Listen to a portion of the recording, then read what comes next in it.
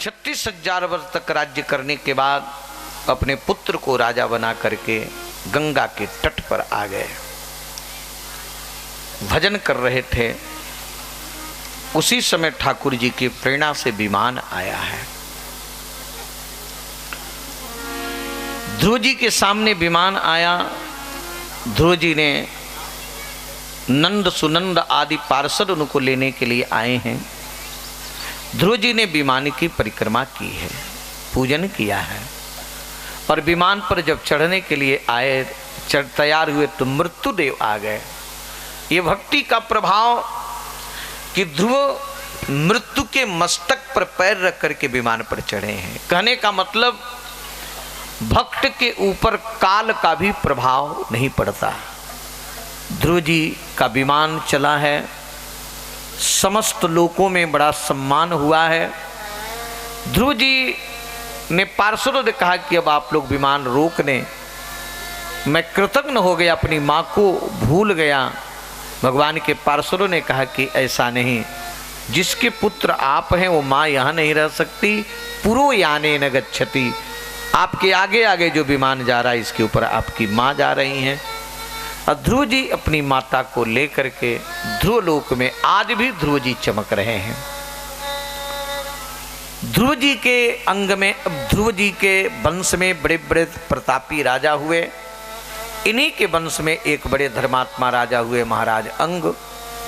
अंग का बेटा बेन, उसके ऊपर नाना का प्रभाव पड़ा गया, क्योंकि मृत्यु की बेटी से इनका विवाह हुआ था।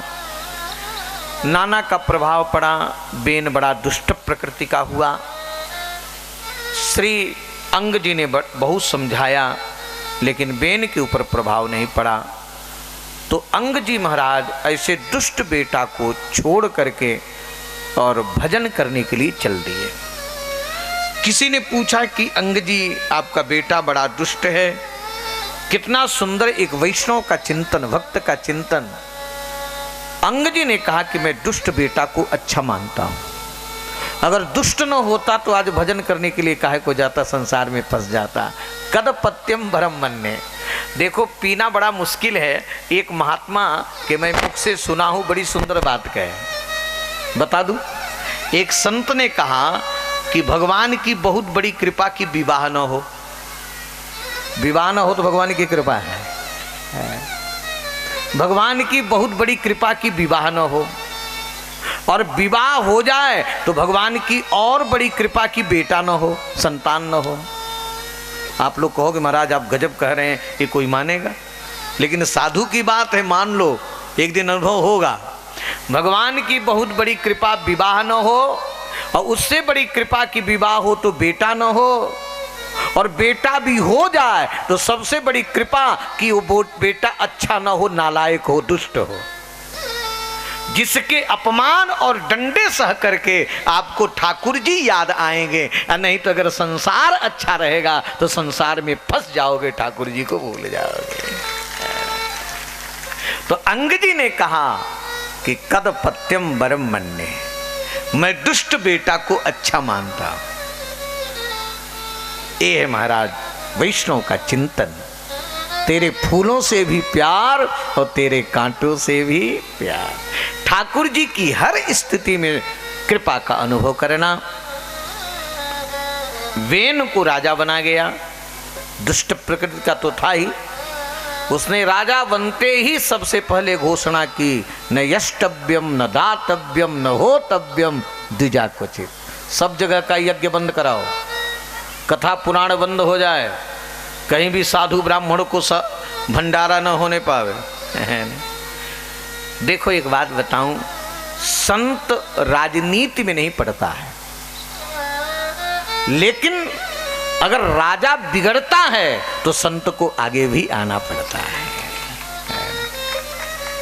साधु कोई पद का लोलुप नहीं, लेकिन अगर देश और राष्ट्र और राजा बिगड़ता है तो उसको संभालने के लिए आना भी पड़ता है। जब बेन बिगड़ा है तो बेन को सुधारने के लिए संत आए, और संत कितने करुणा में पहले तो समझाए कि राजन धर्म का पालन करो, धर्म मत छोड़ो। छोड़ दोगे तो तुम्हारा सब कुछ नष्ट हो जाएगा। मन से, वचन से, कर्म से धर्म का पालन करना चाहिए। और धर्म के पालन करने वाले की आयु बढ़ती है, बल बढ़ता है और यश बढ़ता है। लेकिन महाराज ये बेन इतना दुष्ट था कि साधुओं को गाली देने लगा। हाँ, क्या क्या कहा, मैं क्या कहूं, बहुत कुछ कहा।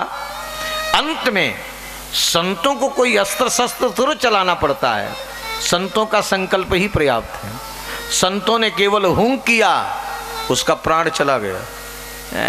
कोई अस्त्र शस्त्र नहीं चलाना पड़ा महाराज, हूं किए, निष्प्राण हो गया। उसकी शरीर को उसकी मां ने रखा। अंत में राजा के न होने पर विपरीतता आने लगी तो संतों ने इसके शरीर का मंथन किया है, उससे कसमल निकला। कसमल ही एक बालक के रूप में, काले पुरुष के रूप में, बौना के रूप में निकला, है ना। उसने कहा क्या करूं, संतों ने कहा निषीद बैठ जाए, तो वहीं निषाद जात की उत्पत्ति हुई। इसके बाद बेन की भुजा का मंथन किया गया, उससे भगवान पृथु का प्राकट्य हुआ है। भगवान पृथु आए, देवता फूल बरसाए, जय जयकार किए कि भगवान पृथु हैं। इनका अर्ची देवी के साथ विवाह हुआ। सारी प्रजाओं को दुखी देख करके भगवान पृथु ने पृथ्वी का दोहन किया है, और पृथ्वी का दोहन करके सारी प्रजाओं को उन्होंने सुख प्रदान किया। भाई बैठ जाइए, है ना, सुख प्रदान किया है, सबको सुखी किए। इसके बाद उन्होंने बहुत से यज्ञ किए हैं। अंत में, है ना, 19 शतक्रतु के रूप में वे हुए। इस वंश में बड़े बड़े महापुरुष हुए हैं। इसी वंश में महाराज प्राचीन बरही हुए, जो बड़े कर्मकांडित है। नारद जी ने इनको रास्ते पर लाने के लिए पुरंजनोपाख्यान सुना करके प्राचीन वरही का कल्याण किया है। प्राचीन वरही की स्थिति फिर भक्ति में हुई, है ना, ठाकुर जी के चरणों में लगे। श्री मनु जी के ज्येष्ठ पुत्र के बारे में मैं आपको बताया केवल इतना ही कि मनु जी के बड़े पुत्र प्रियव्रत जी राज्य को स्वीकार नहीं किए। श्री नारद जी की कृपा उनके ऊपर थी, और श्री नारद जी महाराज गंध मादन पर्वत की गुफा में इनको उपदेश दे रहे थे। अब साधु बनना ही चाहते थे, विरक्त होना ही चाहते थे, तब तक मनु जी ब्रह्मा जी को लेकर के पहुंच गए। और श्री मनु जी ने ब्रह्मा जी से कहा, और श्री ब्रह्मा जी ने ऐसा उपदेश दिया है कि प्रियव्रत जी विरक्त होने का विचार छोड़ करके उन्होंने राज्य को स्वीकार किया। और ऐसे महाराज हुए हैं प्रियव्रत जी कि रात्रि ही न होने पावे, सब लोग कर्म में लगे रहे। वे रथ लेकर के चले, उनके रथ के चक्के से द्वीप आदि का, समुद्र आदि का निर्माण हुआ है ना। इन्हीं के वंश में महाराज आनिग्र हुए, इन्हीं के वंश में नाभि हुए, है ना। इन्हीं के वंश में श्री महाराज नाभि और मेरु देवी का विवाह हुआ। श्री मेरु देवी और नाभि को कोई संतान न होने के कारण महाराज नाभि ब्राह्मणों से एक ऐसा अनुष्ठान कराए हैं, ऐसा यज्ञ कराए हैं, जिस यज्ञ में स्वयं यज्ञ नारायण भगवान प्रकट हुए। और ब्राह्मणों ने यज्ञ नारायण भगवान से प्रार्थना करी कि सरकार, मेरे महाराज आप जैसा बेटा चाहते हैं। भगवान के मैं अपने जैसा खोजने कहाँ जाऊंगा, मैं ही इनका बेटा बनूंगा। और समय आने पर मेरु देवी और नाभि के यहाँ भगवान ऋषभ देव का अवतार हुआ। बोलो ऋषभ देव भगवान की जय। भगवान ऋषभ देव की प्रतिष्ठा ज्ञान से है। ऋषभेण ज्ञानेन भाति इति ऋषभ। भगवान ऋषभ देव के प्रभाव से प्रभावित होकर के देवराज इंद्र ने अपनी बेटी का विवाह कर दिया। इंद्र के बेटी का नाम जयंती, और बेटे को तो सब जानते, जयंत जो कौआ बन के आया। आज भी हमारे चित्रकूट में लोग कहते उधर मत जाना, वो कौआ की आंख गिरे, है ना, उधर मत जाना। जयंत इंद्र का पुत्र है, जयंती इंद्र की बेटी है। तो जयंती का विवाह भगवान ऋषभ देव के साथ हुआ, और भगवान ऋषभ देव ने जयंती से 100 पुत्र पैदा किए। सबसे बड़े पुत्र का नाम हुआ भरत। हमारे यहाँ 3 भरत हुए और तीनों भरत बहुत प्रसिद्ध हुए हैं, बड़ी महिमा है ना। एक ऋषभदेव के पुत्र भरत, जिनके नाम से इस जनाब खंड का नाम भारतवर्ष पड़ा। दूसरे मर्यादा पुरुषोत्तम भगवान श्री राम के अनुज प्रेमावतार श्री भरत जी महाराज, और तीसरे दुष्यंत पुत्र शकुंतला नंदन श्री भरत जी, जिनसे भरत खंड हुआ। मैं आगे बताऊंगा। ये श्री भरत जी महाराज बड़े प्रभावशाली थे। श्री ऋषभदेव ने अपने पुत्रों को अंतिम में उपदेश दिया है कि बेटों, ये मानव जीवन भोग के लिए नहीं मिला है, ये पशुवत गंवाने के लिए नहीं मिला है। अरे भोग तो पशु योनि में भी मिल जाए, है ना। बेटा बेटी तो हर योनि में मिल जाए। पशुवत केवल खाना सोना जीवन का लक्ष्य न हो सकता। खा लिया, पी लिया, सो लिया, इतने से संतुष्ट हो गए तो आप में और पशु में अंतर ही क्या रहा। पशुवत केवल खाना सोना जीवन का लक्ष्य न हो सकता। वह मनुष्य नहीं जिसके ही हमें कुछ सेवा धर्म विचार न हो। बड़ी सुंदर बात अंतिम। ऐसा अनुपम अवसर पाकर आज ये मिला है, फिर मिलेगा कि नहीं मिलेगा कोई भरोसा नहीं। ऐसा अनुपम अवसर पाकर मत चूको फंसकर दुनिया में धिक्कार, किंतु उस मानव को जो नर्तन पा भव पार न। भगवान ऋषभदेव का बड़ा विलक्षण उपदेश हुआ और ऋषभदेव जी परमहंस वृत्ति को अपनाए, कर्नाटक की तरफ गए। अरहण नाम का राजा वहीं पर जैन मत का प्रचार किया, वहीं से जैन संप्रदाय चला। श्री भरत जी महाराज अपने पुत्र को राजा बना करके दामोदर कुंड गंडकी के तट पर आ गए, जहाँ पर भगवान शालिग्राम शिला की प्राप्ति होती, और वहाँ पर भजन में लग गए, पूजन में लग गए, है ना। बड़ी निष्ठापूर्वक भजन करते। एक दिन की बात है कि एक मृगी, गर्भवती मृगी ने गंडकी को पार करने के लिए छलांग लगा दिया, और तीव्र गति से छलांग लगाने के कारण उस मृगी के गर्भ का बच्चा जल में गिर पड़ा। तड़प करके मृगी मर गई। बच्चे को बहते हुए देख करके भरत जी को दया आ गई। यहाँ तक साधु का कर्म है, किसी के ऊपर दया करना ये संत का धर्म है। दया किए, इसके बाद आश्रम में लाए, पालन पोषण करना ये भी अच्छी बात है। लेकिन गड़बड़ी कहाँ हो गई कि उस मृग के छौने में इतने आसक्त हो गए कि भगवान को ही भूल गए। संसार में रहो, कोई बुराई नहीं, संसार में रहो, परिवार में रहो, है, ब्याह करो, बेटा बेटा। भरत जी से यही गड़बड़ी हो गई, उस मृग के छौने में आसक्त हो गए। अब मृग के जाने पर जहां आसक्ति होगी चिंतन वही होगा। अब मृग का चिंतन करके मरे तो इनको मृग। आपने भजन कर लिया है, अगर भजनानंदी पूजन करने वाले, धर्म पर चलने वाले का कभी पतन भी होता है तो धर्म फिर उसकी उनकी रक्षा कर लेता है महाराज। क्योंकि भगवान ने कहा कि न मे भक्त प्रणश्यति। श्री भरत जी ने जो भगवान का पूजन किया है उसके प्रभाव से उनको ये मालूम है कि मैं चक्रवर्ती राजा था, मैं आसक्त हो गया। और मृग योनि में भी भगवान के स्मरण करते उन्होंने शरीर छोड़ा।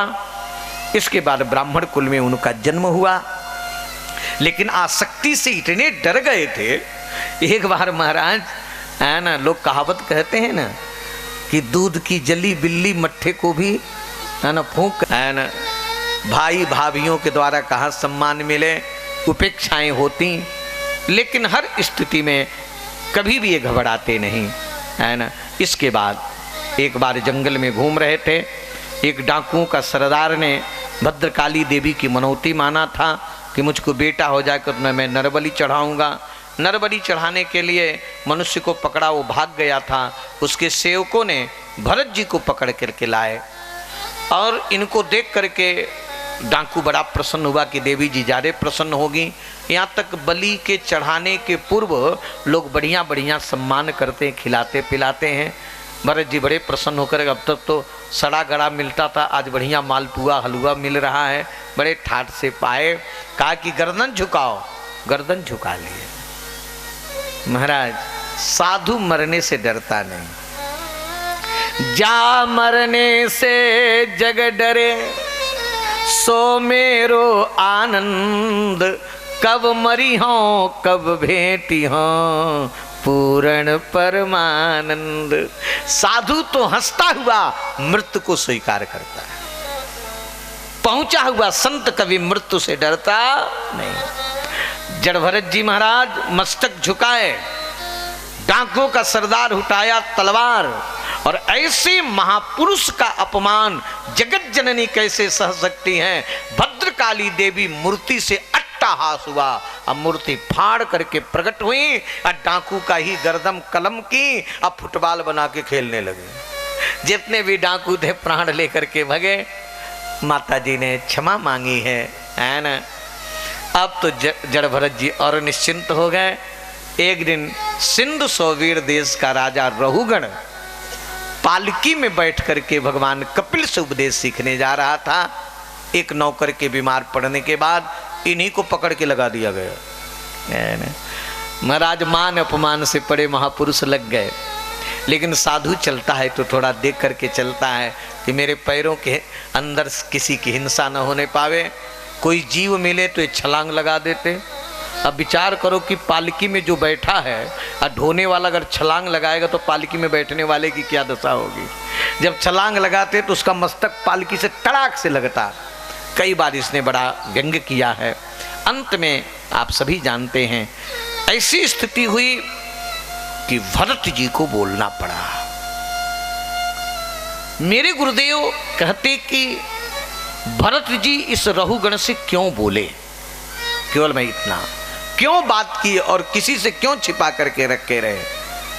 श्री गुरुदेव ने कहा कि ये रहुगण वही है जिस मृग से भरत जी ने प्यार किया था। एक संत का प्यार, एक संत का अनुग्रह, एक संत की कृपा इस मृग के ऊपर हो गई तो संत के कृपा के प्रभाव से वही मृग सिंधु सौवीर देश का राजा रहुगण बना था। पहचान गए भरत जी, जड़ भरत जी पहचान गए, इसके कारण मेरा जन्म बिगड़ा। और साधु जिसको पकड़ता है उसको छोड़ता नहीं। अगर मैंने इसको पकड़ा है, मैंने इसको से स्नेह किया है तो इसका कल्याण करके ही रहूंगा। इसलिए श्री जड़ भरत जी महाराज इसको उपदेश दिए और इतना विलक्षण उपदेश हुआ है मेरे भाई। भवाटवी आदि का वर्णन करते मैं सब प्रणाम कर रहा हूं।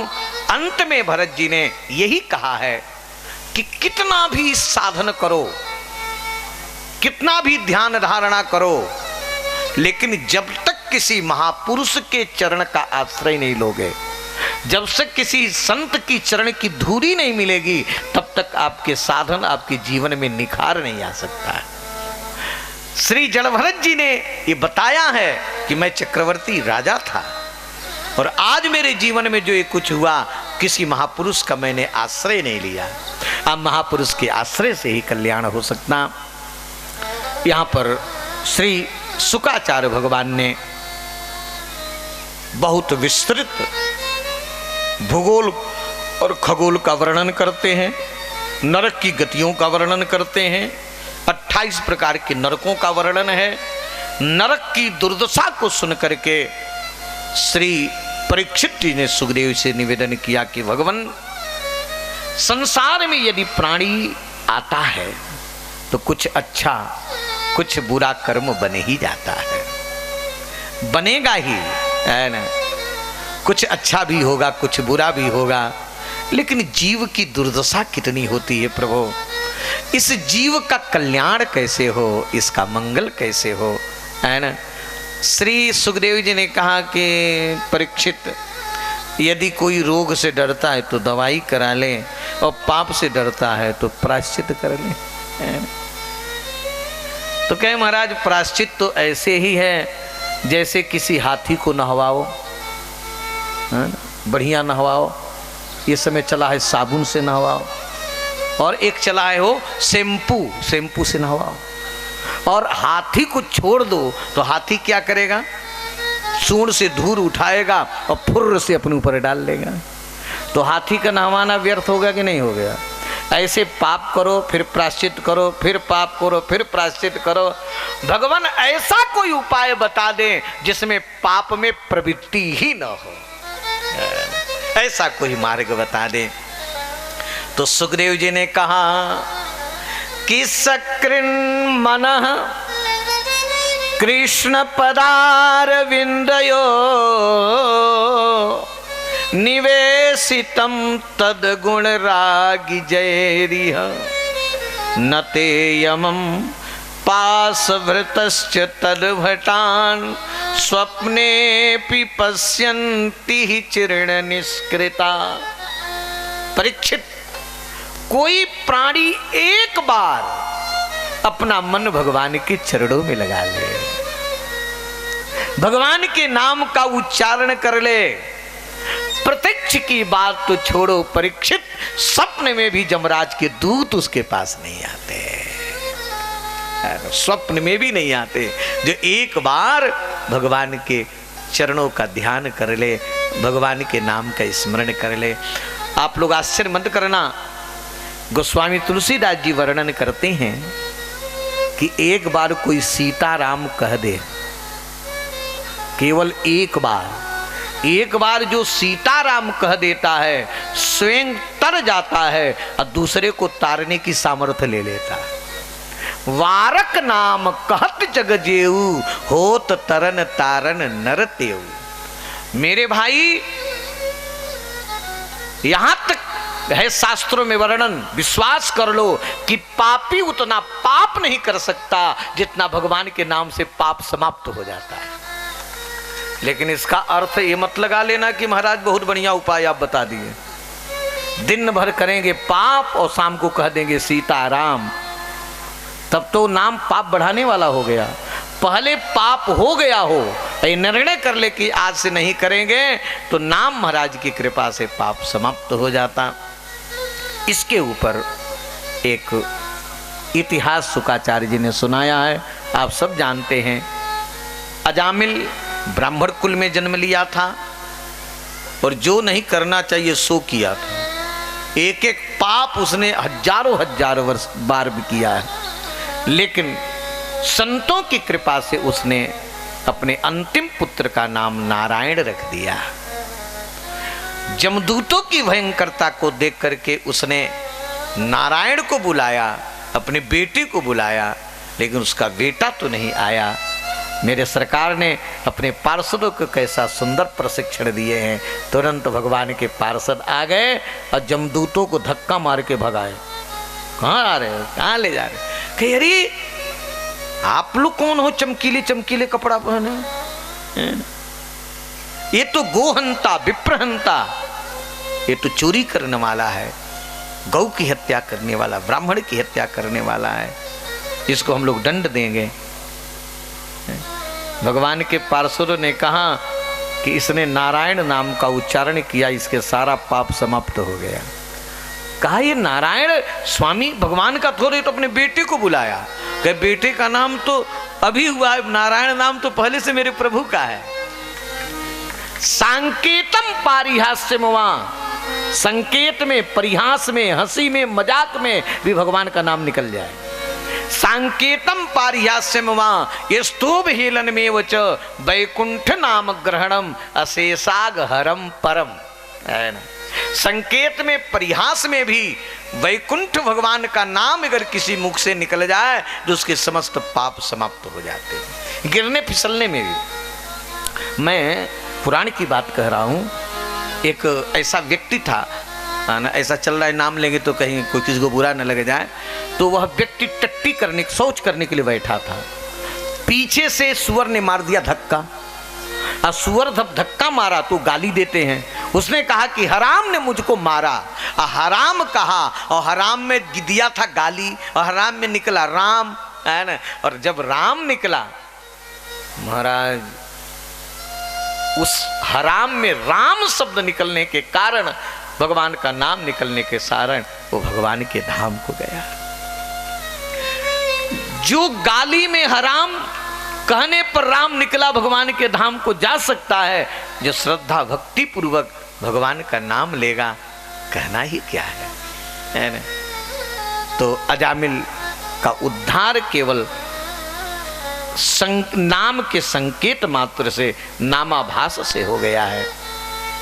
इसके बाद खष्टम स्कंद में बड़ा विस्तृत नारायण कवच आदि का वर्णन है। परम भागवत श्री वृत्रासुर जी का चरित्र है, जिन्होंने रणक्षेत्र में भगवान का स्मरण किया और भगवान की कृपा पाए। 49 मरुतों की उत्पत्ति का वर्णन है। सप्तम स्कंध में भक्तराज प्रहलाद जी का चरित्र।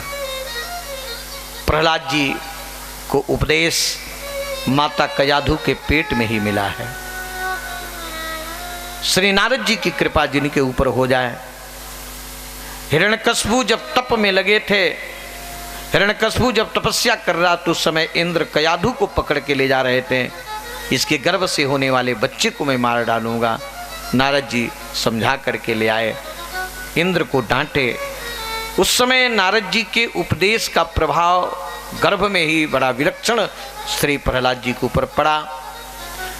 प्रहलाद जी बड़े सुंदर, बड़े नन्हे मुन्ने, बड़े प्यारे। एक दिन हिरण्यकश्यप ने प्रहलाद जी से पूछा कि बेटा, सबसे जो श्रेष्ठ तुम, सबसे उत्तम जो जानते तो सुना दो। उन्होंने कहा कि पिताजी सुना दो। कहे सुनाओ।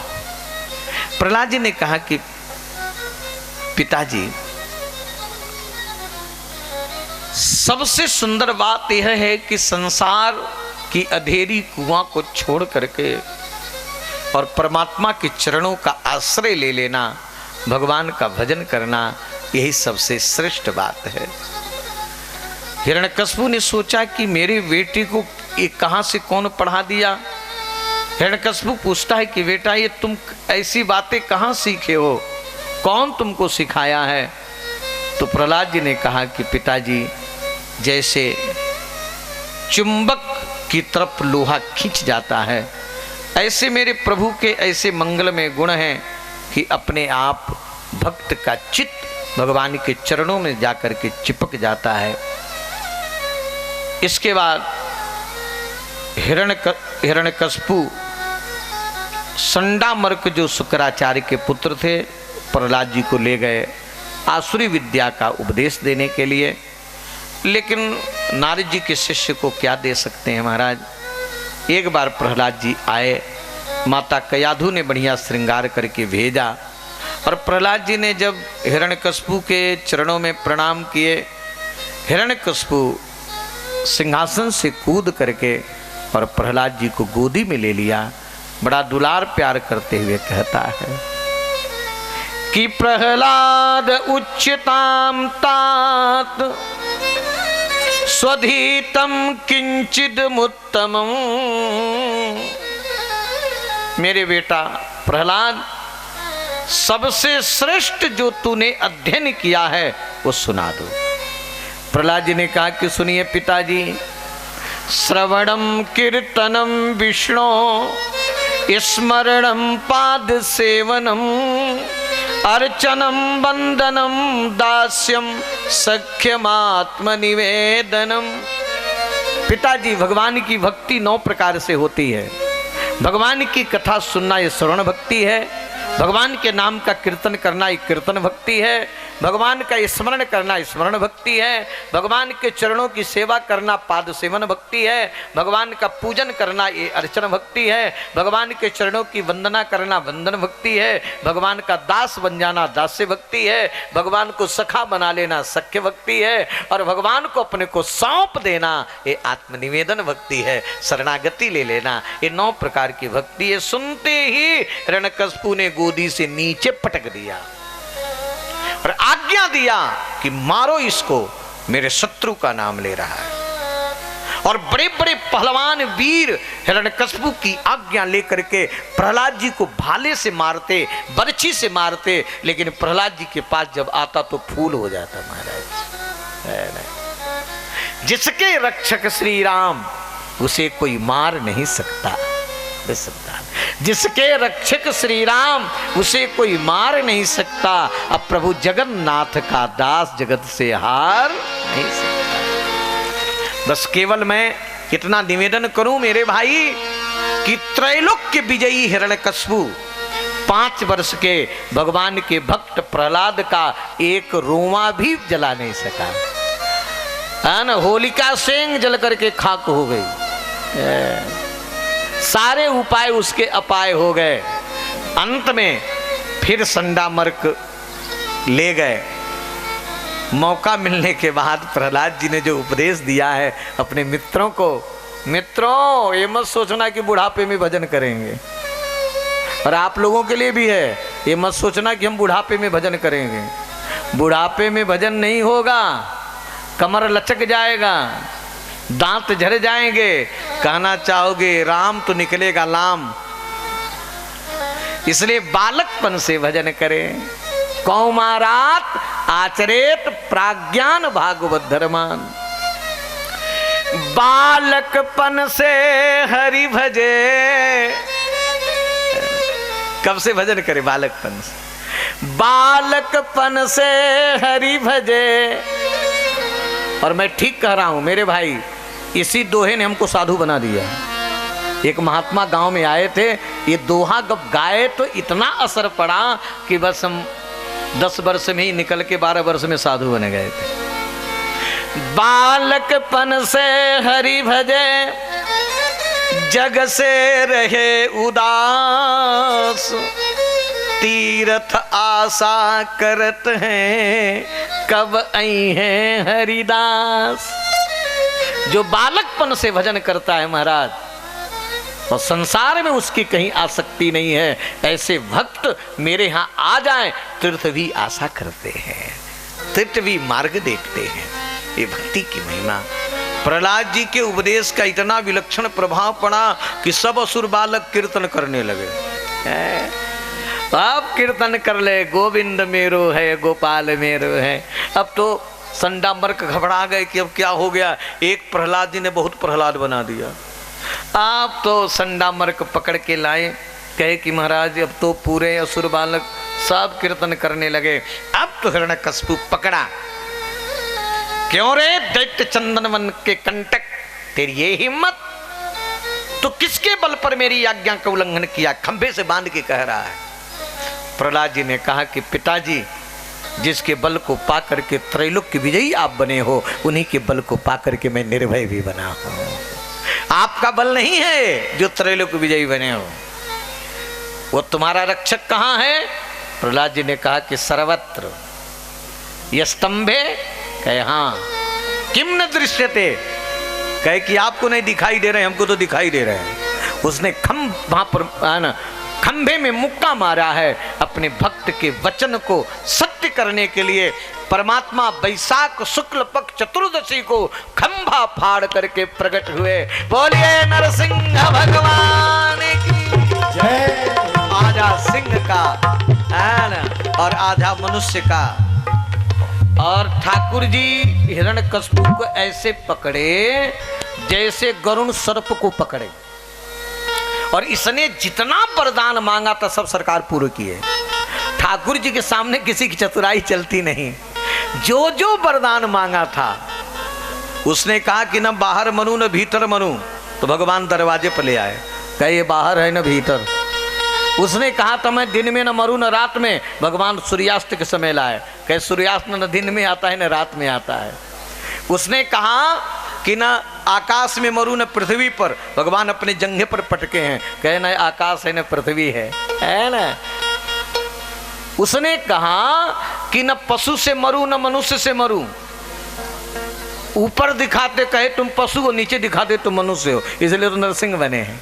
उसने कहा कि 12 महीने में किसी दिन न मनू, भगवान के मैं तेरे लिए 13वां महीना तैयार रखा हूं। ये अधिक मास है, अधिक मास 12 महीने से अलग होता है। इस साल आने वाला है ज्येष्ठ में, है ना। ये अधिक, और भगवान उसकी छाती को ऐसे फाड़े जैसे चटाई बनाने वाले एर का घास को फाड़े। भगवान अतरी को निकाल करके और सिंहासन पर कूद करके बैठे। सिंहासन में सरकार क्यों बैठे? भगवान ने कहा कि प्रहलाद, मैं तुमको असुर का सिंहासन नहीं दूंगा, मैं अपना प्रसाद दूंगा, प्रसाद। ठाकुर जी के क्रोध को देख करके सारे देवता घबरा गए, किसी की हिम्मत नहीं। मेरे भाई, अगर समय होता तो मैं सुनाता। जितने देवता हैं एक एक श्लोक में स्तुति करते हैं, और स्तुति इतने दूर से कर रहे हैं कि भगवान सुन लें और हमारे तरफ लपके तो हम भाग भी सके, है ना, हम भाग भी सके। इसलिए केवल व्यवहार पूरा किए हैं। तस्य, है ना महाराज, केवल व्यवहार पूरा करके ईडरे नरसार्दूलम नाति दूर चरा पृथक। इसके बाद किसी के स्तुति से भगवान प्रसन्न नहीं हुए। लक्ष्मी जी को ब्रह्मा जी ने भेजा। लक्ष्मी जी जब चली हैं तो भगवान आंख तरेर करके देखे कि अहंकार तो आपे बढ़ाती हो। आज जहां ना घुर के लक्ष्मी जी थाली फेंक करके कांपते हुए भगी। जब भगवान का क्रोध शांत नहीं हुआ तो प्रहलाद जी को भेजा गया, और प्रहलाद जी ने आकर के साष्टांग प्रणिपात किया है। स्वपाद मूले पतितम तमर्भकम विलोक्य देव कृपया परिप्लुतः उत्थाप्य तस्य स्न दधात कराम्बुजम काला ही वित्रस्तधियाम कृता भयम। ठाकुर जी प्रहलाद जी को उठा करके अपनी छाती से लगा लिए, गोदी में बैठा लिए। जैसे ब्याई हुई गाय बछड़े को चाटे वैसे भगवान चाटने लगे। भगवान ने कहा कि प्रहलाद, मेरे लाल, मुझको क्षमा कर दो, तुमको इस दुष्ट ने बड़ा कष्ट दिया है। मेरे बेटा, मुझसे कुछ मांग लो। प्रहलाद जी ने कहा कि प्रभु, मेरे मन में कभी मांगने की कामना ही न हो, बस मैं यही चाहता हूं। और आपसे प्यार करके, आपकी भक्ति करके कोई आपसे मांगता है वो भक्त नहीं, वो तो बनिया है। मैंने व्यापार नहीं किया है, आपसे प्यार किया है। भगवान ने कहा कि प्रहलाद, तुम्हारे मन में मांगने की कामना नहीं है, मेरे मन में है कि तुम्हारे जैसा लायक भक्त मुझसे कुछ मांग ले। प्रहलाद जी ने कहा कि सरकार, यदि आप देना ही चाहते हैं तो आपके चरणों में यही निवेदन है कि मेरा पिता आपका द्रोही था, मेरे पिता का उद्धार हो जाए। भगवान ने कहा कि आज मैं संविधान बना रहा हूं, संविधान ये बना रहा हूं कि जिसके कुल में एक भी मेरा भक्त हो जाएगा, उस कुल के 21 पीढ़ी के लोग तर जाएंगे। जिस कुल में एक भक्त 21 पीढ़ी का उद्धार हो जाता है। यहाँ पर बड़ा सुंदर आचार विचार का वर्णन है 7वें स्कंद में। 8वें स्कंद में मनवंतरों का वर्णन है। इसी 8वें स्कंद में ही भगवान ने गजराज का उद्धार करने के लिए जो ग्राह ने पकड़ा था हरि के रूप में, उसके गर्दन को काट करके गजेंद्र की, क्योंकि गजराज ने अपना बल साधन का बल छोड़ दिया।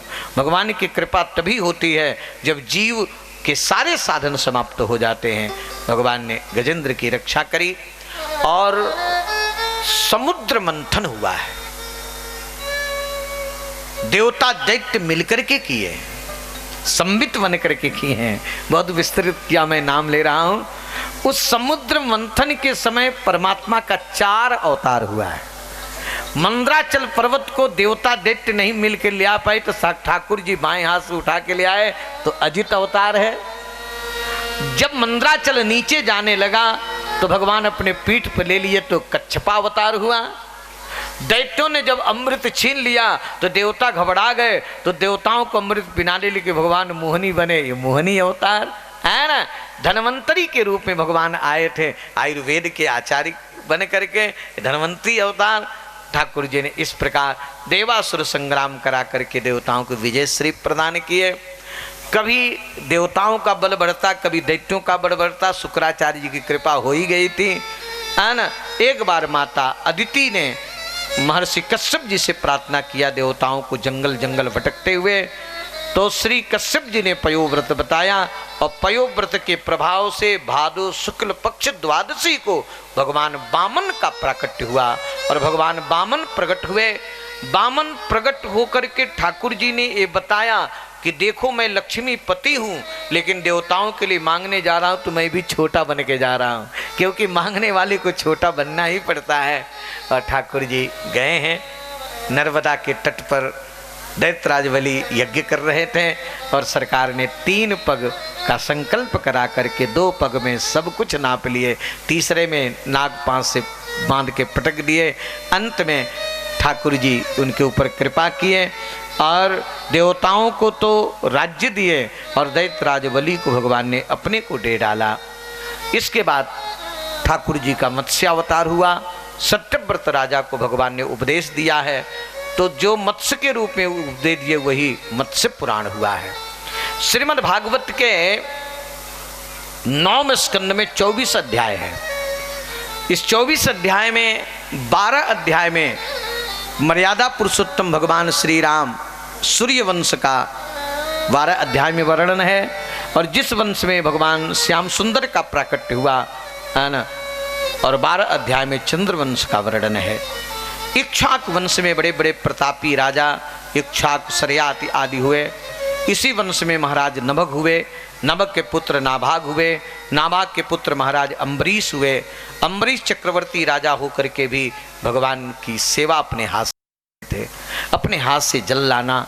यहाँ तक भक्तमाल में वर्णन है कि अम्बरीश जी महाराज अपने हाथ से झाड़ू पोछा सब कुछ करते थे, यहाँ तक चकिया चला करके आटा तैयार करके भोग लगाते थे। एक बार अम्बरीश जी चकिया चला रहे थे तो भगवान पीछे से पंखा कर रहे थे, है ना, पीछे से पंखा कर रहे थे। अम्बरीश जी ने कहा कि सरकार मुझे दीनहीन राजा को पंखा चलाना शोभा नहीं देता। भगवान कहे यदि तुम्हारे जैसे चक्रवर्ती राजा को मेरे लिए चकिया चलाना शोभा देता तो तुम्हारे जैसे भक्त को मुझको पंखा चलाना शोभा देता।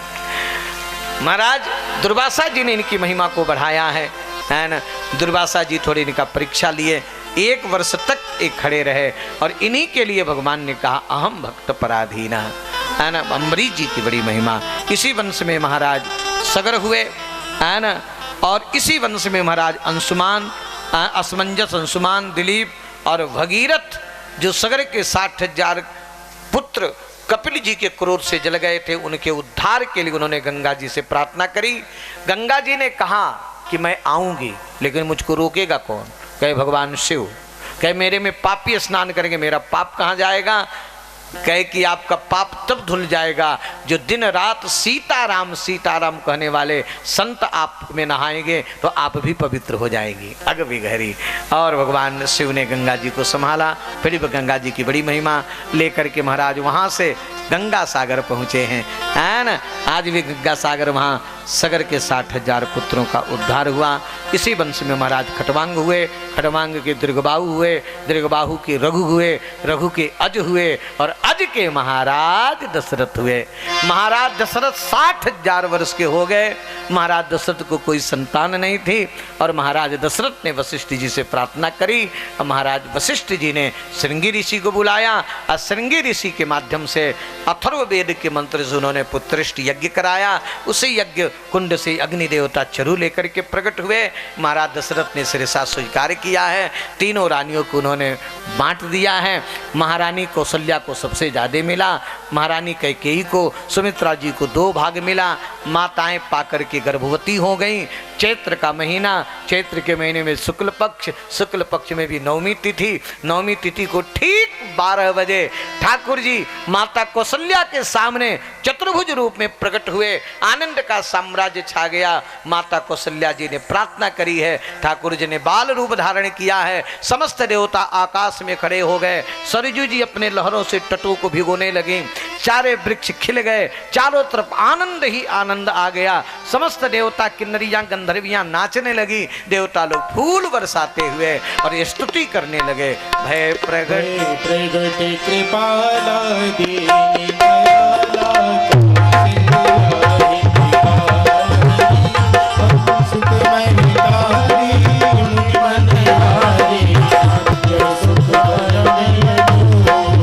परिवार में किसी की शादी होती, विवाह होता है तो गलियों में गंदी संदी जगह में जहाँ घूरे पड़े हुए हैं, गंदी जगह है, नालियाँ हैं, वहाँ सभी को बुढ़ों को तक ठुमका लगाते देखा है हमने। देखिए यहाँ कितना पवित्र स्थान है, बैठने की सुंदर व्यवस्था है, सभी कुछ है, और फिर आप लोग ताली की बार बार आप लोगों को कहना पड़ रहा है, नाचने के लिए कहना पड़ रहा है। चलिए जैसे आपको ठाकुर जी के रिझाना हो वैसे रिझाइए। बधाई सुना रहा हूँ। आज बधैया, आज बधैया,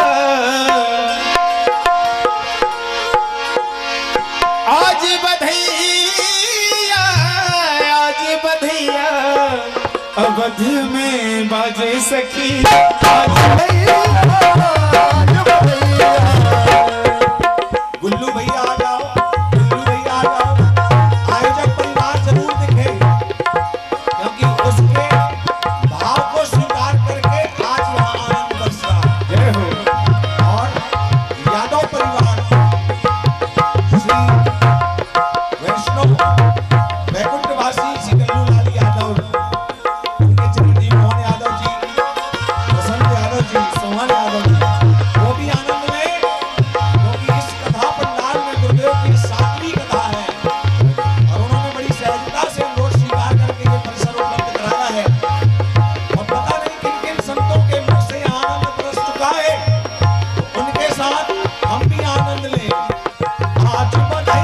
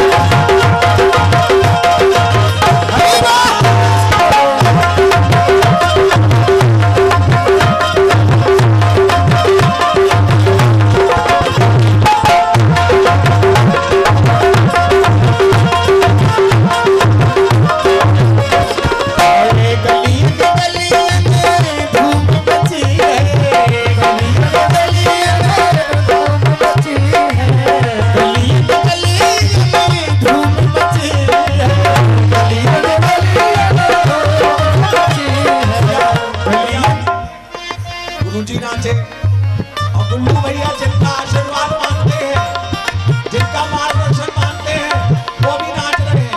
गली गली में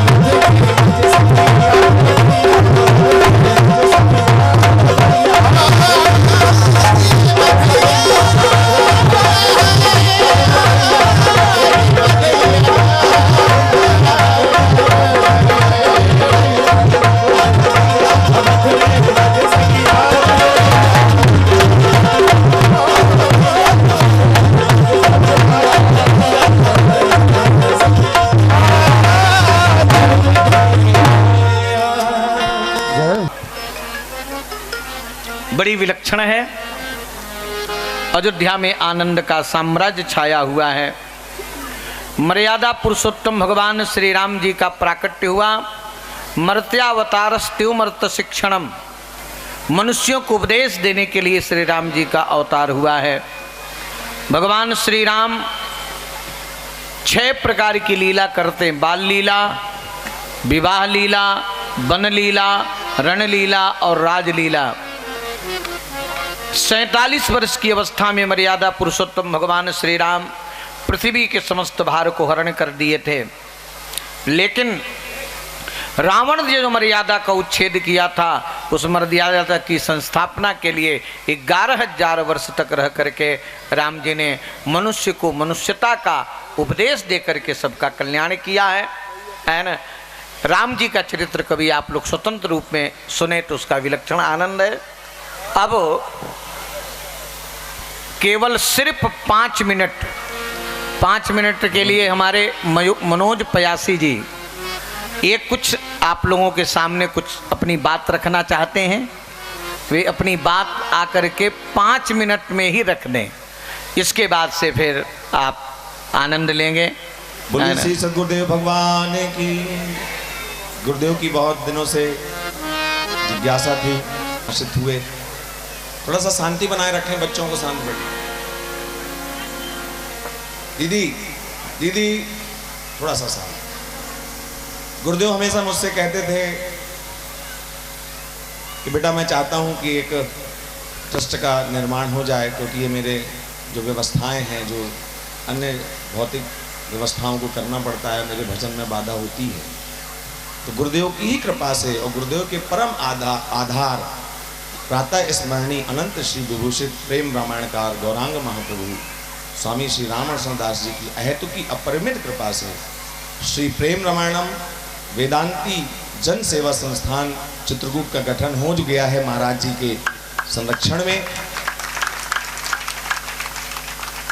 गुरुदेव ने ट्रस्ट को स्वतंत्र रखा है और कार्यकारी अध्यक्ष श्री मनोज जी प्यासी, जिनके यहाँ पूर्व में 2 वर्ष पूर्व कथा हुई थी, उनको अध्यक्ष कार्यकारी अध्यक्ष बनाया है। वे निष्ठा से कार्य कर रहे हैं। मैं उनको सत नमन करता हूँ, प्रणाम करता हूँ।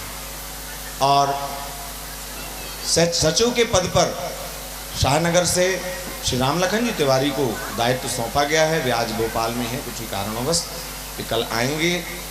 वे भी निष्ठा से समर्पण से ट्रस्ट के लिए लगे हुए हैं। और कोषाध्यक्ष हमारे बाद, जो मैं पहला शिष्य था गुरुदेव का 2000 में, और उसके बाद हमारे राजेश जी, जो कि शुभकामना आभूषण परिवार के नाम से प्रतिष्ठान है उनका, उनके पिता श्री राम गोपाल जी सोनी, श्रीमती कमला सोनी जी का, उनके पूरे परिवार पर असीम स्नेह है, गुरुदेव का बड़ा प्रेम है और गुरुदेव का सभी से है। उनको कोषाध्यक्ष कुबेर नियुक्त किया गया है। मैं चाहूँगा कि गुरुदेव के समक्ष आप सब इन तीनों को जो दायित्व सौंपे गए हैं आशीर्वाद दें ताली बजा करके, कि वे ट्रस्ट को ऊंचाइयों पर ले जाएं। और मैं अपनी बात संक्षिप्त में कह करके, यहाँ पर बहुत ही मैंने देखा है इन 4 दिनों में बहुत ही सुधी श्रोताओं का आगमन हुआ है। कथा तभी सफल होती है जब कथा में सुधी श्रोता होते हैं। मुझसे कई लोगों ने कहा जरा भी शोर होता था तो नंदू भैया वहाँ बहुत हल्ला हो रहा है। क्यों? क्योंकि गुरुदेव कथा डूब के कहते हैं। मैंने सीखा है और मैंने देखा है और मैंने अनुसरण में लाने का प्रयास किया है। मेरे बीच में मेरे मार्गदर्शक के रूप में मेरा पिता तुल्य में श्री भगवान दास जी मेश्री यहाँ बैठे हुए, मैं उनको भी प्रणाम करता हूँ। ये जो आज जो कुछ भी है, क्योंकि जब उनकी उम्र थी तो कटनी में पहली भागवत श्रीकांत शर्मा जी की कराने वाले आप ही आगे आकर के कराए। और आज यही कारण है कि कटनी एक धार्मिक नगर के नाम से जाना जाता है। एक एक क्षण कटनी आकर के अपनी कथा कहना चाहता है, स्वयं अनुरोध करता है कि आप हमें पंडाल दे दीजिए, हम कथा कहना चाहते हैं। उनके लिए वो आगे आए, उनको भी मैं प्रणाम करता हूँ। और भी ऐसे कई विभूतिमान व्यक्तित्व हैं जिनको मैं सिर धर के प्रणाम करता हूँ और अपना मार्गदर्शक मानता हूँ और हृदय से नाम ले रहा हूँ। कल और परसों और नरसों में जैसा मुझे समय मिलेगा मैं समय लेकर के उनको जरूर नाम लूँगा और महाराज जी का आशीर्वाद भी वो प्राप्त करेंगे। इस ट्रस्ट को चलाने के लिए 3 सीढ़ियाँ बनी हैं। संरक्षक सदस्य, आजीवन सदस्य और वार्षिक सदस्य। तो मैं गुरुदेव की ही आज्ञा से यहाँ मैं नाम ले रहा हूँ। उनका नाम सुनकर के आप उनके सम्मान में ताली करें। धन की व्यवस्था साधन के लिए है कि कृपा साध्य है वो हमेशा जरूरी होती है। तो कृपा पे ही सब चल रहा है। गुरुदेव की भी निष्ठा है और निश्चित ये ट्रस्ट जो है सेवा के प्रकल्प को लेकर आगे बढ़ेगा, ये मेरा विश्वास है। हम गुरु भाइयों को सबका विश्वास है। कटनी में जिन्होंने संरक्षक सदस्यता ली है, मैं नाम लूं, उनके सम्मान में जोरदार ताली दें। और प्रेरित भी हो सकते हैं, हमारा कोई ऐसा बाध्यता नहीं है, क्योंकि गुरुदेव की कथा सुनकर के कई शरणागति हुई हैं। कल श्री नरेश सोनी जी, सुमन सोनी जी ने गुरुदेव को अपना सर्वस्व दिया है। बड़े ही प्रेम से उनकी शरणागति हुई है। जग्गू भैया की मैं उनको भी प्रणाम करता हूँ। और आज संजय सोनी जी की भी दीक्षा हुई है उनके निवास पर, मैं उनको भी प्रणाम करता हूँ। सबसे पहले संरक्षक सदस्यता के जो नाम है 51,000 रुपये जो शुल्क थी, सबसे पहले मैं नाम लूँगा श्री राजेंद्र जी गुप्ता, जिन्होंने 51,000 रुपये की संरक्षक सदस्यता ली है। उसके बाद राजेश सोनी जी, जो कि मेरे से कंधे से कंधा मिलाकर चलते हैं। सर्वप्रथम मैं उनका भी नाम लूँगा। राजेश सोनी जी ने मेरी संरक्षक सदस्यता 51,000 रुपये की ली है। कटनी से ही मेरे गुरु भाई, जिनका मार्गदर्शन स्नेह हमेशा मिलता है, श्री मुरारी राय जी खड़े हुए हैं। राजेंद्र गुप्ता जी भी खड़े हैं, राजेश सोनी जी भी खड़े हैं, मुरारी राय जी भी खड़े हैं। शाहनगर से श्री राम लखन तिवारी जी, जो कि सचिव हैं, उन्होंने भी 51,000 की सदस्यता ली है। ककरहटी जिला पन्ना से श्रीमती गीता दीदी जी, गीता दासी जी ने भी 51,000 की सदस्यता ली है, मैं उन्हें भी प्रणाम करता हूँ। रीवा से रुदल पांडे जी ने भी 51,000 की सदस्यता ली है, संरक्षक भी हमारे, उन्हें प्रणाम है। चंद्रिका पांडे जी, जो कि अभी देवेंद्र नगर पन्ना से हैं, उन्होंने भी संरक्षक सदस्यता ली है। महेंद्र जी जड़िया, जो कि स्वामी जी के अनन्य सेवक हैं, बहुत ही नज़दीकी से उन्होंने स्वामी जी को कहा है और चाहा है, उनको भी प्रणाम करता हूँ। और अनिल गर्ग जी कटनी से, उन्होंने भी संरक्षक सदस्यता ली है, मैं उनको भी सिर धर के प्रणाम करता हूँ। और आगे मैं आपको आजीवन सदस्य और वार्षिक सदस्यों के बारे में अवगत कराऊंगा। संक्षिप्त में 2 शब्द हमारे मनोज भैया रखेंगे। श्री मनोज जी। इसमें कटनी के तो जो श्रोता आ ही रहे हैं, कटनी के आसपास के जितने भी प्रेमी जन आ रहे हैं, ये मंच जिस कदर भरा हुआ है ये देखने योग्य है। गुरुदेव जी के आदेशानुसार हम सभी लोगों ने जो ट्रस्ट का निर्माण किया है, उस ट्रस्ट का नाम है श्री प्रेम रामायण वेदांती जन सेवा संस्थान। अभी हमने अपने गुरुजी के सारे शिष्यों पे एक नियम लगाया है कि 1100 रुपये की वार्षिक सदस्यता शुल्क जमा करना अनिवार्य है और उसे जमा कर आप ट्रस्ट में एक सम्मानित सदस्य बन जाएं। 1100 रुपये देने के बाद जो भी आदमी 1100 रुपये देगा, साल में एक बार देना है, वो हमारे ट्रस्ट का एक सम्मानित सदस्य बन जाएगा। इसी में एक राशि और भी है 11,000 रुपये की। ऐसे व्यक्ति जो साल में प्रतिवर्ष एक वर्ष 1100 रुपये देना नहीं चाहते, वो जीवन में एक बार आजीवन सदस्यता शुल्क है 11,000 रुपये, उसे जमा कर हमारे ट्रस्ट के आजीवन सदस्य बन सकते हैं। इसी में एक पद है हमारे यहाँ संरक्षक पद, जिसकी राशि 51,000 रुपये की है। उसे जमा कर कोई भी व्यक्ति हमारे ट्रस्ट का संरक्षक सदस्य बन सकता है। हमारे ट्रस्ट में किसी भी प्रकार का कोई भी चंदा न लिया जाता, न दिया जाता, न मांगा जाता है। ये नियम है हमारे यहाँ का। हमारे ट्रस्ट से हमारे पूज्य गुरुदेव जी के नाम से कोई भी व्यक्ति आपके पास चंदा लेने आए, आप स्पष्ट रूप से मना कर सकते हैं। चंदे का कोई भी लेन देन नहीं होता है। सिर्फ ट्रस्ट की जो निश्चित की गई राशियाँ हैं, आप सिर्फ इसे ही जमा करें, यही हमारे लिए बहुत है, बहुत पर्याप्त है। आप हमारे आश्रम चित्रकूट में गुरुदेव जी के पास पहुँचें, उनकी जो सेवा बन सके वो आप करें, उसके लिए कोई मनाही नहीं है। लेकिन आपसे चंदे के रूप में कोई राशि मांगी नहीं जाएगी। सिर्फ साल में 1100 रुपये देना ही अनिवार्य है। अभी नंदू जी के अथक श्रम, हमारे स्वतंत्र भैया लोग का अपूर्व समर्पण के दौरान और आप सबकी इतनी निष्ठा को देख करके ही ये कथा, ये मंच, ये पंडाल सच पाया है। गुरुदेव जी की कथा यूं ही कटनी में होती रहे, आप और हम मिलजुल कर इस कथा का आनंद लेते रहें। ऐसी मेरी भी मंशा है। और हमारे ट्रस्ट को अगर मजबूत स्थिति में खड़ा करना है तो आप में भी सी लोग खड़े हों और हमारे साथ जुड़ें, और हम ट्रस्ट के माध्यम से कटनी में विशालकाय राम कथा कराना चाहते हैं, जिसमें पूज्य मेरे पिता तुल्य जो भगवान दास महेश्वरी जी बैठे हुए हैं, इनसे मेरी विगत कुछ समय पहले चर्चा हुई थी। आने वाले कुछ समय के अंदर हम कटनी में एक पूज्य गुरुदेव जी की 9 दिवसीय राम कथा का आयोजन करवाएंगे। उसमें हमारा ट्रस्ट और हमारे जो भगवान दास महेश्वरी जी हैं मिलजुल कर जो चंदा जैसा सहयोग जो जैसा बनेगा मिलजुल कर करेंगे, जो कम पड़ेगा फिर हमारा ट्रस्ट करेगा, और एक विशालकाय कथा भी कराएंगे। हमारे गुरुदेव जी के द्वारा रामायण कथा, राम कथा, वाल्मीकि कथा, प्रेम रामायण कथा, भगवत गीता और भक्तमाल कथा, कई प्रकार की कथाओं का, कई पुराणों का बखान किया जाता है। आप में भी से कोई कराना चाहे तो कभी भी हमारे यहाँ आकर के मिल सकता है। हमारे राजेश सोनी जी का शोरूम है आजाद चौक में, शुभकामना आभूषण, आप वहाँ आ जाइए, वहाँ मिल लीजिए। आकर के कभी भी कोई भी कथा का आयोजन कराना चाहें तो करा सकते हैं। हमारे गुरुजी के द्वारा एक पूजन कराया जाता है, रामार्चा का भी पूजन कराया जाता है। कोई भी व्यक्ति अपने छोटे से निवास में, बड़े से निवास में कराना चाहता है वो कभी भी करा सकते हैं। उसके लिए भी आप आकर के मिल सकते हैं। हम अपने पूज्य गुरुदेव जी को लेके वहाँ आएंगे और आपके यहाँ रामार्चा का पाठ भी करवाएंगे।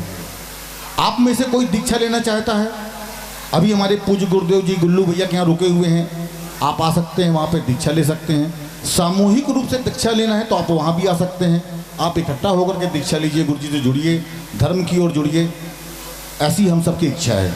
और आप में से कोई 1100 रुपये या 11,000 रुपये या 51,000 रुपये दे करके जुड़ना चाहता है ट्रस्ट में, अवश्य जुड़े, हम उनका दिल से स्वागत करेंगे। अब यहाँ पे ये समय बोलने का नहीं है, गुरु जी की कथा अनवरत चलती रहे, अभी प्रभु का जन्म होना है, फिर कुछ चर्चाएं और भी हैं, कुछ और चीज़ें बताएंगे, आगे की कथाओं में बताएंगे फिर आगे समय पर। राम कथा जी जो अभी होनी है गुरु जी की अगली, उसका प्रयासरत है कि अपन लाइव कराने का टीवी में। अभी इसके बाद कटनी में 1 फरवरी में 2 फरवरी से हमारे श्री प्रभु दयाल गौतम जी गुलवारा ग्राम में उनके यहाँ गुरुदेव की भागवत कथा होनी है। और मार्च में ही रामनवमी से लेकर के हनुमान जयंती तक के बीच में सुंदरकांड का पाठ और सुंदरकांड का जो विस्तृत वर्णन होता है वो लक्ष्मी नारायण मंदिर के बगल के परिसर में, जहाँ पे राजेश भैया की कथा हुई थी, वहाँ भी होनी है। आप वहाँ भी आइए, गुलवारा ग्राम में भी जाइए और बड़े जन सैलाब को लेकर के पहुँचिए और हमारे पूज्य गुरुदेव जी की अमृतवाणी को सुनिए और जीवन में अमल करने का प्रयास करिए। हमारे ट्रस्ट से जुड़ने के लिए कभी भी आप जुड़ सकते हैं। हमारे ट्रस्ट के बैनर लगा हुआ है, उस पर नंबर लिखा हुआ है, और राजेश भैया के पास जाकर के कभी भी मिल सकते हैं। कोई भी कथा करानी हो, कोई भी पाठ कराना हो, किसी भी प्रकार का कोई आयोजन कराना हो, आप कभी भी मिलें। और कोई भी राशि जमा करना चाहें, जमा कर ट्रस्ट में आप जुड़ सकते हैं, हम आपका स्वागत करेंगे। धन्यवाद सबका। पूज्य गुरुदेव जी की जय हो। अब आगे कथा के नेत्र से उनका प्राकट्य हुआ था, जिनका नाम अत्रि। अत्रि जी का विवाह माता अनुसुईया जी के साथ, और अत्रि अनुसुईया के यहाँ ब्रह्मा विष्णु महेश तीनों